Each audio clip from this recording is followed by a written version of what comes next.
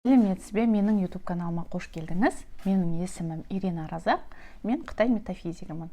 Қытай метафизикасына бадзи, фэншуй, цимин дүндия және цимин оракул жататын болады. Бүгін сіздерді фэншуймен таныстырамын. Себебі фэншуй бұл организация пространства, үйіміздің дұрыс энергия алуы немесе дұрыс энергияда болуы. Ол қалай? Біз табиғатпен байланыста болғандықтан, біз табиғаттан дұрыс энергиялар алуымыз керек.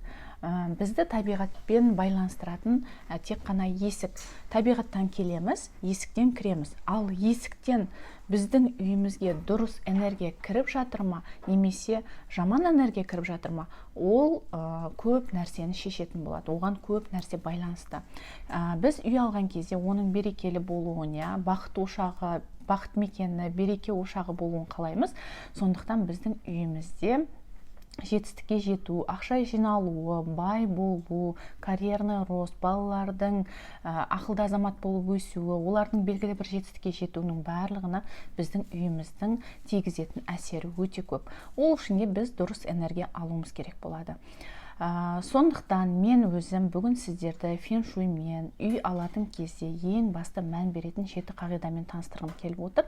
Ол 7 қағидадан көп, бірақ бүгінгі эфирімізге осы 7 қағидаға ғана уақыт бар деп айта алатын едім. Егер мен ол қағидалардың орнын ауыстырып жатсам, немесе санынан адасып жатырсам, оған енді кешіріммен қарайсыздар деп ойлаймын. Ең бірінші қағида: үйді алуға барған кезде келеңсіз жағдайларға тап болмау. Мысалы, бір-екі адамның ұрсып жатқанын көру, жаназа уақытына түсу, ДТП-ға түсіп қалу деген сияқты жағдайлар сізге орынсыз, сондай жағдайлар кездессе, ол үй сізге белгі беріп жатыр. Ол үйді алма, немесе ол үйге барма, себебі ол үй саған келешекте жақсылық әкелмейді. Ол жерде ұрыс жанжал немесе басқа да келеңсіз жағдайлар көп болады деген мағынаны білдіреді. Екінші нәрсе: үйді алуға барған кезде үйдің айналасын шолып шығыңыз. Үйдің айналасындағы су, өзен, көл, көлшік ол адамға, ол үйге әсер ететін болады. Сондықтан су тірі болған дұрыс. Тірі су ол ағысы бар су. Екіншіден, тұрып қалмаған, иісі шықпаған, мусор тасталмаған су болып есептелінеді. Егер үйдің айналасында сондай су бар болатын болса, ол сізге кері әсерін тигізетіні анық. Үшіншіден, ол үйдің айналасындағы ғимараттарға мән беру. Үйдің оң жағында, сол жағында биік ғимараттар, алдында биік ғимараттар болмау керек. Себебі үйдің оң жағы еркектің жағы, сол жағы әйелдің жағы болып есептелінеді. Егер биік ғимарат оң жағында болатын болса, әйелдің еркекке қоятын талабы жоғарылап кетеді. Сол жағында болатын болса, онда оның қарама-қарсы. Әйелдің еркекке, еркектің әйелге қоятын талабы жоғарылаған кезде үйде көзқарастың дұрыс келмеуі, претензиялардың көбеюі, соның арқасына ұрыс жанжалдардың шығуы, немесе ол адамға көңілі толмай үшінші адамның пайда болуына алып келеді. Екінші жағдайда, егер бойдақ жігіт немесе тұрмысқа шықпаған қыз баласы бұл үйде тұратын болса, олардың да талаптары жоғарылағанның себебінен олар өзінің екінші жұбын таба алмауы мүмкін.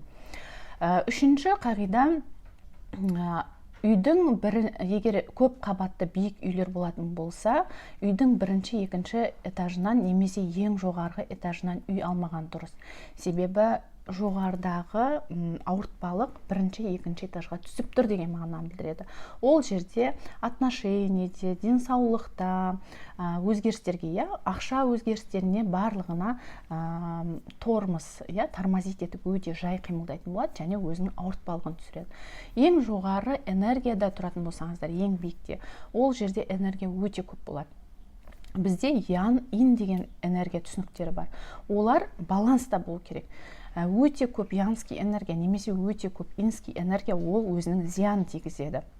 Жоғары жақта өте көп янский энергия болғандықтан, ол жерде кафе, ресторандар, офистер болған жақсы, себебі адамдардың көп келуі, қарбалас, күйбең тіршіліктің, клиенттердің көп келуіне алып келеді.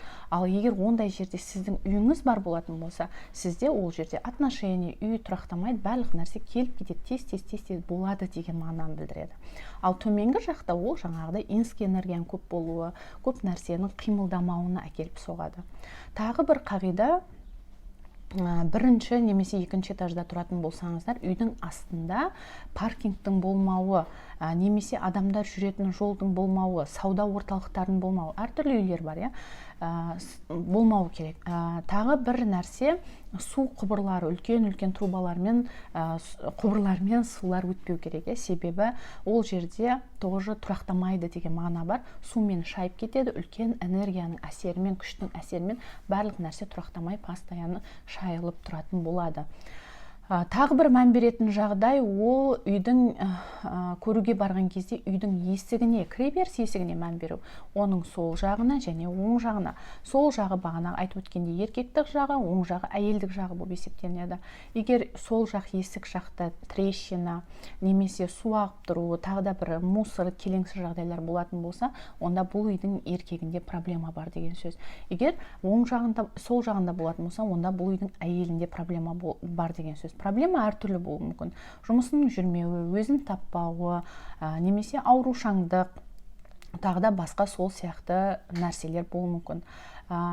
Егер биік ғимарат сіздің үйіңіздің алдында тұратын болса, онда сіз үйден шыққан кезде тауға немесе бір жаңағы кедергіге соқтығыстым деген мағынаны білдіретін болады. Сондықтан үйдің алдында да биік ғимарат болмағаны дұрыс. Тағы бір есіме түскенін айтатын болсам, үйге үш бұрыш